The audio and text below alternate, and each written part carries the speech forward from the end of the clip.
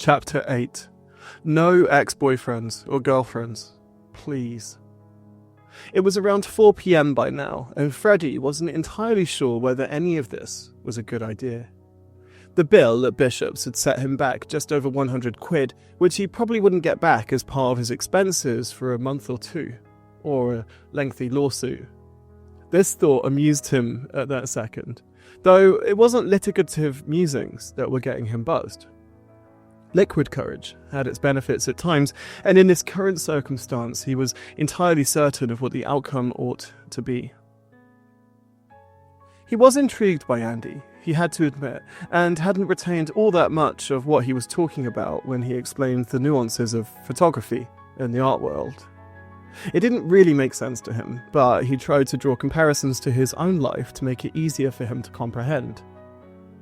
He supposed, in his pragmatic mind, that Andy's art exhibitions were a big deal, but largely similar in nature to his own exhibitions, which mostly consisted of boozy work meetings and long lunches that seemed to drag on until either party decided to begrudgingly pay the bill.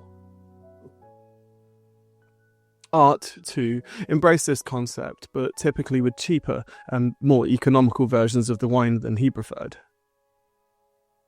Champagne was reserved for more important art exhibitions than the smaller events that most struggling artists displayed their work at, the ones in Shoreditch or East London. However, his own work events for the consulting firm largely consisted of champagne from the middle of the wine list, not the most expensive, but certainly not Prosecco, with martinis being reserved for either before or after the meeting to cool nerves or to forget what was discussed rapidly. Vodka or tequila shots were the preserve of more successful meetings, or for times when he wanted to sleep with the client in an unspoken agreement that the whole aftermath be forgotten, but still enjoyed. He tried to ignore his phone at times such as this, especially as he probably had emails, missed calls, messages from the squad group chat and more, all vying for his attention and failing to give him what he actually wanted at that moment. Andy was walking next to him and had been waffling on about something for the past 5 minutes on their way to Hurlingham Road. He was more comfortable now, and it showed very clearly. "So, you guys must train a bunch for some of the upcoming regattas. Is there one in Windsor coming up?" Mildly indignant at Andy, just that he decided to discuss rowing, but amused by his cuteness, he decided to drop the typical rowing snobbery he'd usually have against a more junior crewmate and answer. After all, he was genuinely interested in Andy as a person, so wasn't in the mood for condescension. He smiled. "Eton Dorney, just outside of Windsor, actually. Have you been? I do some of my triathlons there, too. It's incredibly windy. The regattas are good, though. Lots of hot guys." Andy glanced over at him, obviously sensing that Freddie didn't want to discuss training and other boring details. "Oh yeah? Gotta be careful you're not falling over some gangly, immature university rower, hey?" "They're the worst, the absolute worst. I know a few guys from St. Mary's Boat Club and Wester Boat Club who are a bit more mature, and they're fine. But most of them are a bit weird."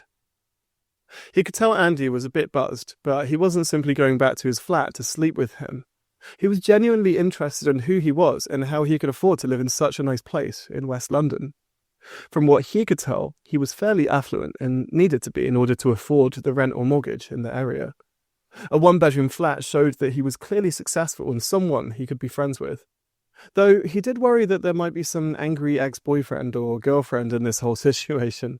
The last thing he wanted was some angry person walking in halfway through their post-drink hangout session. "So you live alone then? Must be quiet," Freddie inquired gently, trying not to sound too intrusive. They were about halfway up Hurlingham Road by this point, fast approaching the entrance to the tennis and rugby clubs located on the south side.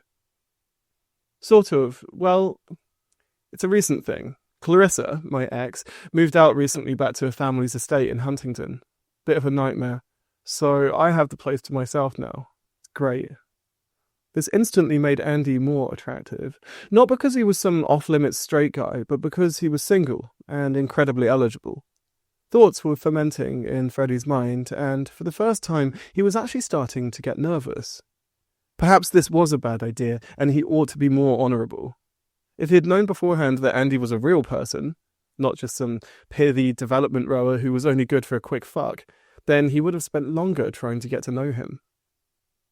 He decided to change tactics and be more reserved in order to try to communicate sincerity and therefore that he genuinely liked him. Sorry about that. I don't want to intrude if it's awkward. The last thing I want to do is cause trouble by being around. No, it's fine. She's away in Greece anyway at the moment. Also, we aren't a thing and haven't been for like 3 months. Also, it's my flat, not hers.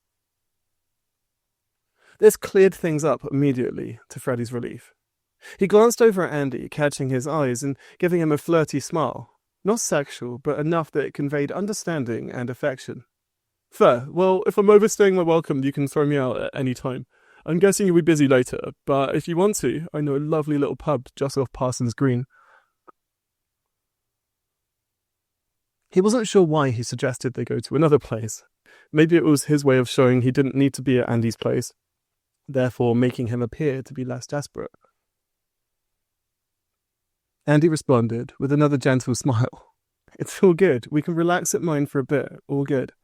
I have some wine and snacks, but I've been at a photography studio a lot recently, so there isn't much food in.